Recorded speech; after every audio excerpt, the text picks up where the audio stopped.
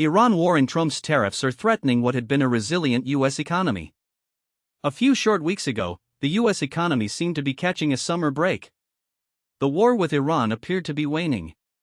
Energy markets had started to calm. Prices at the gas pump had fallen, and across the economy, inflation had begun to cool.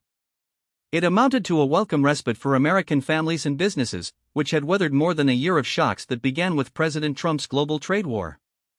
But the reprieve did not last.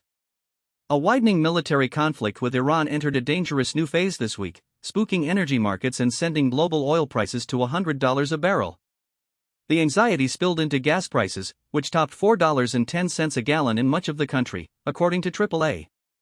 And the tumult coincided with the return of Mr. Trump's trade brinkmanship, as the White House formalized a slate of new tariffs on dozens of countries on Friday. The duties apply to some of the largest U.S. trade partners, including the members of the European Union, which the president has since threatened with an additional round of trade penalties. Tariffs are taxes that apply to imported goods, so Mr. Trump's actions threaten to again raise costs for some American companies and consumers. The forces, taken together, complicated the nation's economic outlook in familiar ways. Once, economists figured that an end to the hostilities in the Middle East would spell a gradual return to normal. Instead, the renewed fighting cast those assumptions into doubt, leaving the nation's long, hard fight against inflation as vexing as ever. Olu Sanola, the head of U.S. economics at Fitch Ratings, warned that the longer the war is in place, at this current level of intensity, the worse it is for consumers. The economic headwinds loomed especially large over Mr. Trump, with less than 4 months until the midterm elections.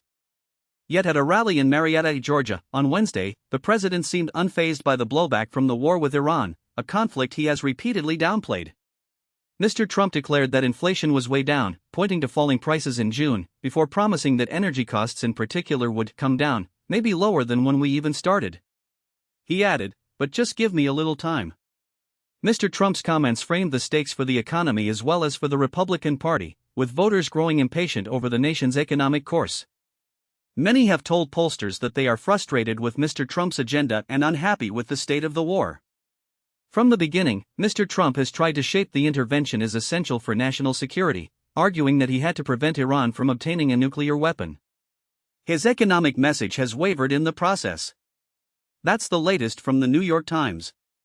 Thanks for listening.